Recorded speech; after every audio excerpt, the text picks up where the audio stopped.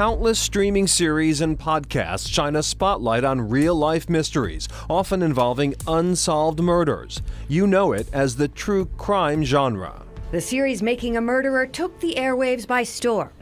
And the hugely popular Serial podcast has led to efforts to reopen the murder conviction of Adnan Syed. People get really compelled by the idea that this isn't a detective story. It's not fiction. It's actually happening in real time to real people. For some true crime aficionados, the stories morph into all-consuming puzzles they try to solve piece by piece. Some of these amateurs become civilian sleuths in their free time. There would be weekends that I would just sit and research. Rebecca Heath is a research librarian by day and a web sleuth by night. The Connecticut native says she has been fascinated by a New Hampshire case known as the Bear Brook murders. It seemed much easier to be solved than any other case because there was a family. The case involved the deaths of an unidentified woman and 3 children. Their dismembered bodies found dumped in barrels in the woods by Bear Brook State Park in Allenstown, New Hampshire. I got sent to cover a press conference. Jason Moon has reported on the case for New Hampshire Public Radio. He also produces Bear Brook, a podcast that breaks down this complicated case.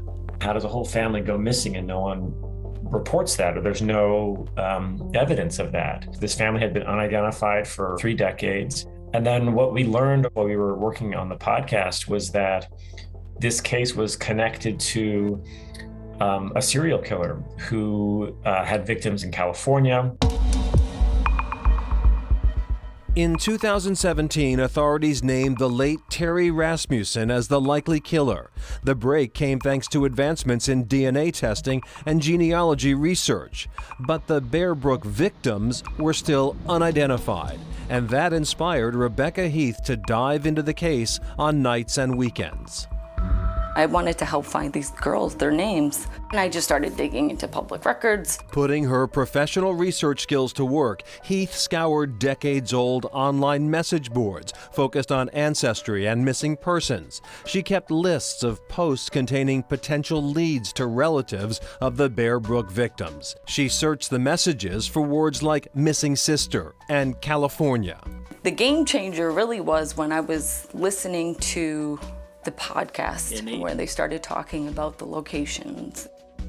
Oxygen isotopes shed light on the water they drank, giving hints about how far from the coast they lived and how far north. The podcast triggered Heath's memory of a post made on an ancestry message board in 1999 by a woman looking for Sarah McWaters. She was born in 1977, was born in California, and this individual was looking for her and her mother. And the more I start looking into Sarah McWaters, I find that there are family members that are looking for Sarah's mother, Marlise, and that Marlise had another daughter, Marie. Heath connected with the woman behind that post on Facebook. So I'm just asking her details. She tells me her hair color, just simple things, and then she just throws in there, oh yeah, and I think that, she ran off with a guy and his last name was Rasmussen. Shocked to hear the likely killer's last name, Heath knew it wasn't a coincidence. And I was like, wait, what? I mean, how often do women disappear with a guy with that last name? The woman had no idea Terry Rasmussen was a serial killer and had no knowledge of the Bear Brook murders. Heath then alerted authorities of her findings. I knew it was more than a coincidence.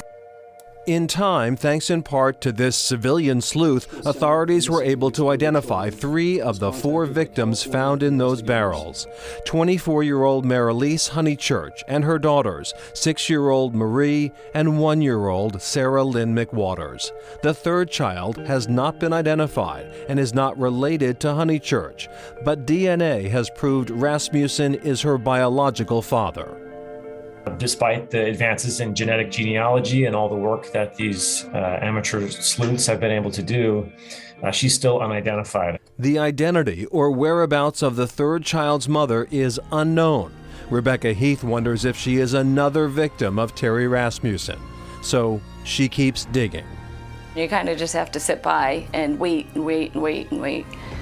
for law enforcement to give some, sign or whatnot.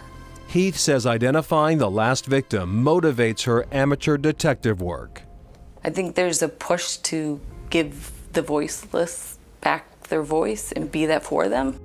I wanted them no longer to be Jane Does. They were individuals. They were people just like anyone else.